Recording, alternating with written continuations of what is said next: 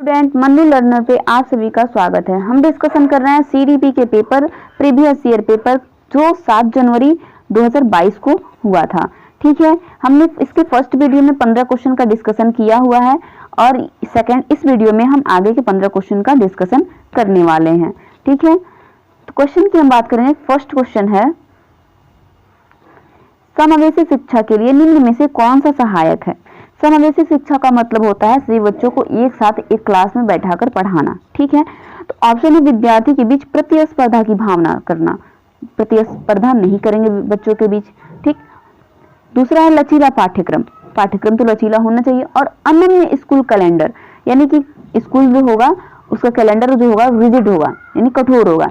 तो ये लचीला पाठ्यक्रम तो होना चाहिए लेकिन कठोर उसका कैलेंडर नहीं होना चाहिए, तो ये भी ऑप्शन गलत है। थर्ड है विद्यार्थी की आवश्यकता के अनुसार उचित आवास। ठीक है, यानी कि विद्यार्थी की क्या आवश्यकता है उसके अनुसार हम उसको, ऑप्शन सही होगा। फोर्थ है सख्त शिक्षक केंद्रित शिक्षा शास्त्र, यानी कि रिजिड होना चाहिए शिक्षा शास्त्र शिक्षक की, ये भी गलत होगा। ऑप्शन नंबर जो थर्ड है वो सही होगा। अगले क्वेश्चन की हम बात करें, क्वेश्चन नंबर 17 है, निम्नलिखित में से किसी व्यक्ति के हाथ से आंख के तालमेल संतुलन और शारीरिक निपुणता की क्षमता को प्रभावित करता है। यानी कौन सा इसमें बच्चे के आंख के तालमेल संतुलन और शारीरिक निपुणता की क्षमता को प्रभावित करता है। तो गुणज विकल्प मतलब होता है बच्चे कैलकुलेट नहीं कर पाते हैं। पठन विकल्प यानी बच्चों को पढ़ने में दिक्कत होती है। भाषा विकल्प बच्चों को भाषा बोलने में दिक्कत होती है। ठीक है, फोर्थ है गति समन्वय विकल्प डिस्प्रैक्सिया, तो ऑप्शन नंबर जो फोर्थ होगा वो सही होगा, यानी बच्चे संतुलन नहीं बना पाते हैं और आंख और हाथ में। ठीक है, अगला क्वेश्चन है क्वेश्चन नंबर 18, उन विद्यार्थियों के सफल समावेशन के लिए जिन्हें दृष्टिबाधिता है एक शिक्षिका को क्या करना चाहिए। यानी जिस बच्चे में दृष्टिबाधिता है उनके सफल समावेशन के लिए टीचर को क्या करना चाहिए। ऑप्शन है पहला, आसपास की चित्र रूपी सामग्री में मौखिक स्पष्टीकरण जोड़ें, ये बिल्कुल सही है। जब बच्चों को दिखाई नहीं दे रहा है तो आसपास की चीजें जो भी हैं उसके बारे में मौखिक रूप से टीचर बोल के स्पष्ट करवाएं। ठीक है, ये ऑप्शन सही है। सेकंड है, इन विद्यार्थियों को हस्तलिखित नोट्स दें। जब बच्चा देख ही नहीं सकता है तो उसको हस्तलिखित नोट्स देकर क्या करेंगे, ऑप्शन ये नहीं होगा। थर्ड है, विषय वस्तु को पढ़ने के लिए केवल ब्लैक बोर्ड का प्रयोग करें, ये भी गलत होगा। बच्चा देख नहीं पाएगा तो ब्लैक बोर्ड पर कैसे भी प्रयोग कर सकते हैं ब्लैक बोर्ड का।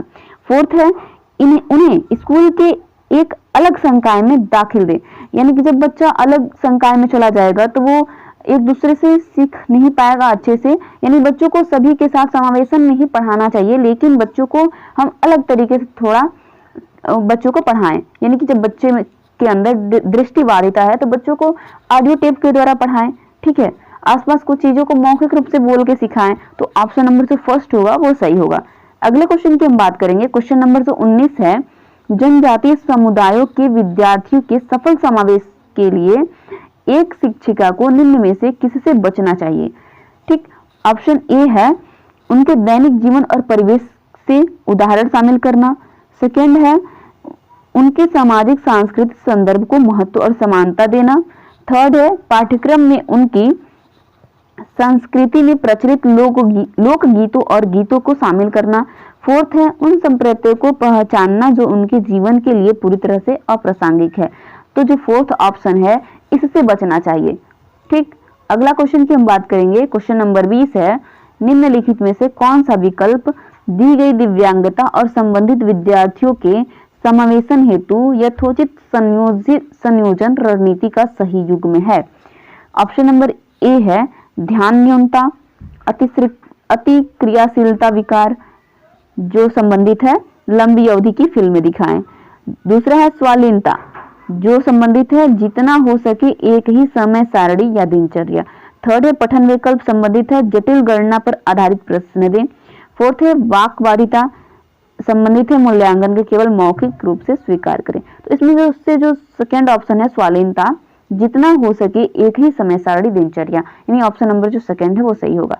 अगले क्वेश्चन की हम बात करें, क्वेश्चन नंबर 21 है, अभिकथन शिक्षकों को निर्णय लेने में विद्यार्थी को शामिल करना चाहिए और कक्षा में सक्रिय भागीदारी को प्रोत्साहित करना चाहिए, बिल्कुल सही है। कारण है अधिगम शिक्षक द्वारा विद्यार्थी को सीधे स्थानांतरित किया जाता है। जो अधिगम होता है शिक्षक द्वारा विद्यार्थी में सीधे स्थानांतरित किया जाता है, ये गलत है। विद्यार्थी उसको सोचता है, देखता है, समझता है, तब अपने अंदर इन्वॉल्व कर पाता है, ठीक है, तो वो सीधे स्थानांतरित नहीं हो पाता है, ठीक। तो ऑप्शन इसमें से जो थर्ड होगा वो सही होगा, यानी ए सही है और लेकिन आर गलत है, ठीक।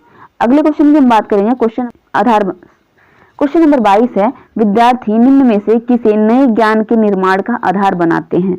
फर्स्ट है, जो उनके द्वारा पहले से ही समझा और माना जाता है। सही बात है, जो पहले से बच्चे जानते रहते हैं उसको अच्छे से सीख पाते हैं। सेकेंड है, जो उनके लिए अस्पष्ट और अप्रासंगिक हो। जब बच्चों को कोई बात क्लियर ही नहीं होगा तो वो कैसे उस पर अपने ज्ञान का निर्माण कर पाएगा, तो ये बिल्कुल गलत होगा। थर्ड है, जो उनके लिए पूरी तरह से अपरिचित हो। जब कोई बच्चा किसी चीज से परिचित नहीं होगा तब तक वो अच्छे से नहीं सीख सकता है। फोर्थ है, जो उनके वर्तमान संज्ञानात्मक स्तर से बहुत परे हो।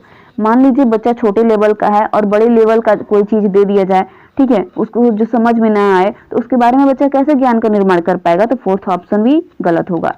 तो ऑप्शन नंबर जो फर्स्ट है वो सही होगा।